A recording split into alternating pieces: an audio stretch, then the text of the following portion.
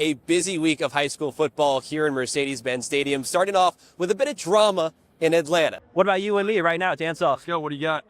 The Macarena. When you get to the end of the college football season, this is what you expect to see. Thrilling football games, 44-42, Georgia coming out on top in 8 overtimes by playing a doubleheader with simple rules. Win either one and you're in, lose them both, and that's all she wrote. Braves giving the ball to Spencer Schwellenbach. He began the year in A-ball, but ending it with pressure in the ATL. While playing with heavy hearts, right, Amy, holding a moment of silence for kickoff to honor the victims of the tragedy here in New Orleans. But on the football field, this is the 4th ever all-time meeting between Georgia and Notre Dame. The Dogs dominating the previous 3, including one in this very building, yet trying to get it done with a brand new signal caller. The Carolina Panthers and Chicago Bears are 2 teams linked in infamy from a trade 2 off seasons ago.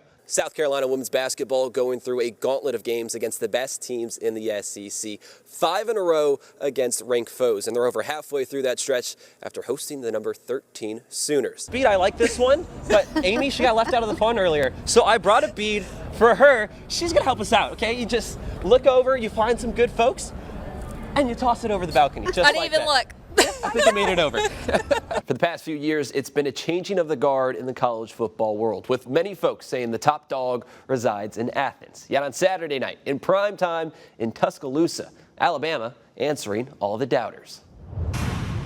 The offensive linemen finishing up the fun on Sunday. Check out that mullet in motion.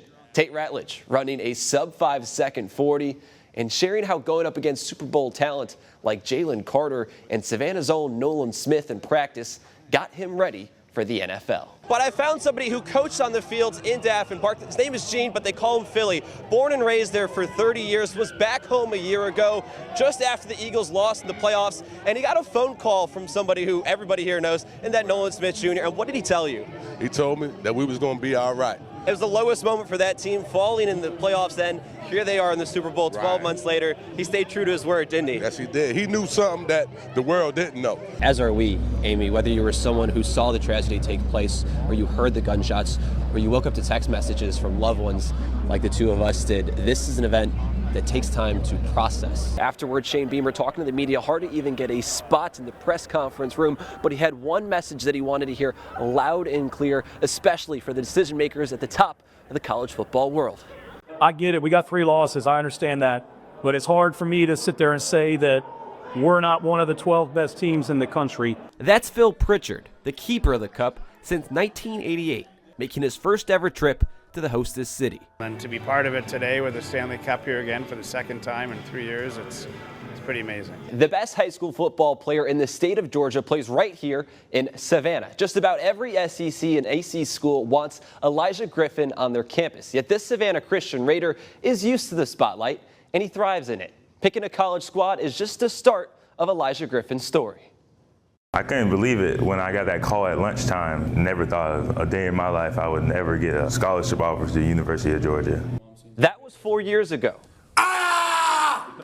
Now Elijah Griffin boasts over 40 scholarship offers, and he's been the #1 defensive lineman in the country ever since that phone call. It's a lot to handle, you know, all eyes on me. I have to move a certain way. I can't do the regular teenage things. You know, I got to carry myself more of a mature way because, of the cards that I'm dealt. This Raider hit the jackpot, dealt a 6'4", 300-pound frame, plus the mentality of an elite D lineman. That's something I love, bringing that intensity every play. And, you have the ability to control another human being with your hands and make them do what you want to do. To be honest, I have a particular moment was when I caught a pick 6 against Carver in the playoffs before we played Cedar Grove. That was probably the best moment of my life. And I didn't know what to do after. I don't know what my celebration was. It's a rare moment for Griffin to not know something. He's narrowed his top 3 schools to Georgia, Miami, and USC. And his sights are set on something even bigger. The reason why I'm doing it and the reason why I'm working hard, I have goals and aspirations to be a first-round draft pick and to stay in the NFL because NFL stands for not for long. Not a lot of people stay in the league. So the reason why I'm doing it, just for my family and to build generational wealth. And I feel like I can do that because I want to be something in life.